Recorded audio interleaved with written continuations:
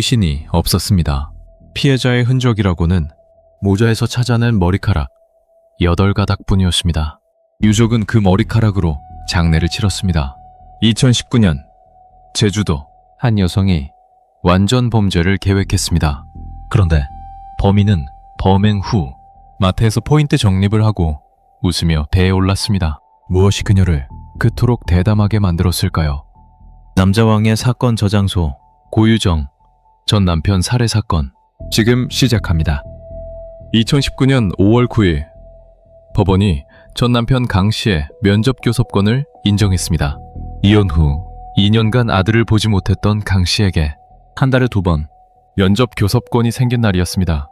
고유정은 그날부터 인터넷 검색을 시작했는데 검색어 목록이 드러났습니다. 살인 방법, 니코틴 치사량, 전기 충격기, 수면 유도제, 분쇄기, 뼈의 무게. 2주간 치밀하게 계획했습니다. 5월 18일 고유정은 자신의 그랜저를 배에 싣고 제주도로 들어갔습니다. 전 남편을 만나기로 한 날보다 일주일 먼저 들어온 이유는 바로 범행 장소를 직접 확인하기 위해서였습니다. 선택한 펜션은 무인 펜션이었습니다. 관리인이 없는 곳, 목격자가 없는 곳. 범행 사흘 전 고유정은 제주 시내 마트에서 물건을 구입했습니다. 흉기, 흡액제, 베이킹 파우더, 고무장갑, 세제, 세수대야, 청소용 솔, 먼지 제거 테이프, 종량제 봉투 30장, 살인 도구와 증거인멸 도구를 한 번에 구입했습니다. 카드로 결제했고 포인트 적립까지 받았습니다. 범행 8일 전에는 청주 자택에서 20km 떨어진 병원을 찾아가서 수면제 졸피뎀 7일분을 처방받았습니다. 집 근처 병원이 아닌 건 추적을 피하기 위해서였습니다. 펜션에 도착한 전 남편 강 씨. 2년 만에 아들을 보는 날이었습니다. 오는 길 차 안에서 아들 이름을 넣어 노래를 불렀는데 그것이 마지막이었습니다. 오후 8시 강 씨는 아버지와 전화를 했습니다. 마지막 통화였습니다. 오후 9시 36분 동생이 전화했을 때 강 씨의 전화는 꺼져 있었습니다. 그 사이 76분 고유정이 움직인 시간이었습니다. 전 남편 강 씨가 왜 저항하지 못했을까요? 그 답은 그녀가 건넨 카레라이스 속에 있었습니다. 카레라이스에 뿌려진 졸피뎀, 바로 수면제였습니다. 그 졸피뎀이 강 씨를 무력화시킨 겁니다. 고유정은 흉기를 꺼내서 강 씨를 찌르기 시작했고 혈흔이 펜션 전체에 뿌려졌습니다. 가까스로 깨어난 강 씨는 피를 흘리며 주방으로 나갔고 출입문 쪽으로 향했습니다. 그 뒤를 고유정이 뒤쫓았습니다. 최소 3차례 이상 흉기로 더 찔렀습니다. 그때 5살 아들은 다른 방에서 게임을 하고 있었습니다. 5월 25일 밤부터 27일 오전까지 36시간 고유정은 펜션을 떠나지 않았습니다. 시신을 훼손해서 미리 구입한 종량제 봉투 30여 장에 나눠 담았습니다. 범행을 직접 사진으로 촬영했는데 그 이유는 끈에 밝히지 않았습니다. 피백제로 현장을 닦았고 청소용 도구로 혈흔을 지웠습니다. 하지만 루미놀 검사는 속이지 못했고 혈흔은 펜션 곳곳에 남아있었습니다. 5월 27일 고유정은 가방 2개를 들고 펜션을 나왔습니다. 강 씨는 보이지 않았습니다. 5월 28일 오후 8시 30분 제주항에서 완도행 여객선에 탑승했습니다. 생선 2시간 전 마트에서 종량제 봉투 추가 구입 그리고 포인트 적립을 받았습니다. 항해 중 1시간이 지났을 무렵 여객선 CCTV가 포착했습니다. 여행 가방에서 봉지를 꺼내 바다에 버리는 장면이었습니다. 완도 도착 후에도 시신 일부를 유기했습니다. 이후 청주자택 아파트 쓰레기장, 김포 친정아버지 집 인근 시신은 3곳 이상의 분산 유기되었습니다.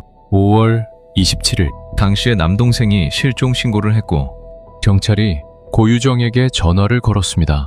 전 남편이 저를 성폭행하려다 실패하고 도망갔습니다.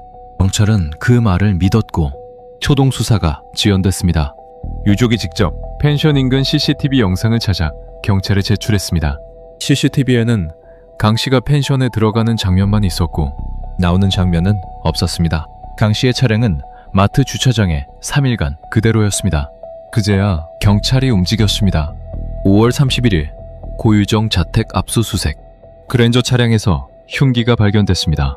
6월 1일 긴급 체포. 고유정의 첫 마디였습니다. 왜요? 전문가들은 분석했습니다. 그 말은 시신 찾았느냐고 물어본 것이라고. 6월 2일 고유정은 시인했습니다. 제가 죽였습니다. 하지만 구체적 진술은 거부했습니다. 검찰 조사에서도 모든 진술을 거부했는데 기억이 정리되지 않는다는 이유였습니다. 국과수 1차 감정. 혈흔에서 졸피뎀이 검출되지 않았고 고유정 측은 즉시 이것을 활용했습니다. 우발적 범행이라고 주장했습니다. 하지만 검찰이 2차 감정을 의뢰했고 결과가 나왔습니다. 감 씨의 혈흔에서 졸피뎀이 검출됐습니다. 졸피뎀을 자기가 먹고 성폭행을 시도했다는 주장은 성립될 수 없었습니다. 범행 후 고유정은 허벅지와 손을 자해했는데 저항한 흔적을 만들기 위해서였습니다. 모든 것이 치밀했습니다. 하지만 고유정은 끝까지 주장했습니다. 전 남편이 성폭행을 시도해 방어하다 우발적으로 살해했습니다. 변호인은 법정에서 말했습니다. 졸피뎀을 검색한 것은 버닝썬 사건이 궁금해서, 뼈의 무게를 검색한 것은 감자탕을 끓이려고, 니코틴 치사량을 검색한 것은 재혼 남편의 흡연이 걱정돼서. 법정에서 야유가 터졌습니다. 재판장이 시민들을 제지해야 했습니다. 2020년 1월 검찰이 구형했습니다. 타영. 2020년 2월 1심 선고 무기징역. 상소심도 대법원도 무기징역을 확정했습니다. 시신은 끝내 찾지 못했습니다. 발견된 뼈 조각은 동물의 뼈였습니다. 권 씨는 평소 아들 사진을 보며 잠들었고 아기 때 옷과 장난감을 하나도 버리지 않았습니다. 아들을 만나러 가던 날 차 안에서 아들 이름을 넣어 노래를 불렀습니다. 그 블랙박스 영상이 공개됐습니다.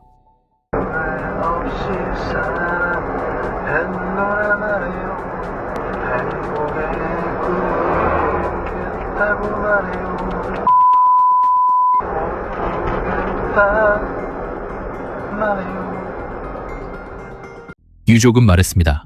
아들이 커서 아빠가 얼마나 자신을 사랑했는지 알게 해주고 싶었다고. 그런데 사건은 더 있었습니다. 2019년 3월 고유정의 의붓아들 5살 A군이 충북 충주에서 사망했습니다. 국과수는 타살로 결론 냈고 검찰은 고유정을 살해 혐의로 기소했습니다. 하지만 1심, 2심, 대법원 모두 무죄. 직접 증거가 없었습니다. 대법원은 밝혔습니다. 범인이 아니라는 뜻이 아니다. 유죄로 확신할 증거가 없다는 뜻이다. 타살은 분명했습니다. 하지만 범인은 영원히 밝혀지지 않게 됐습니다. 고유정은 현재 무기징역으로 복역 중입니다. 충격이 아닌 기록을 전합니다. 영상이 마음에 드셨다면 구독과 좋아요 부탁드립니다.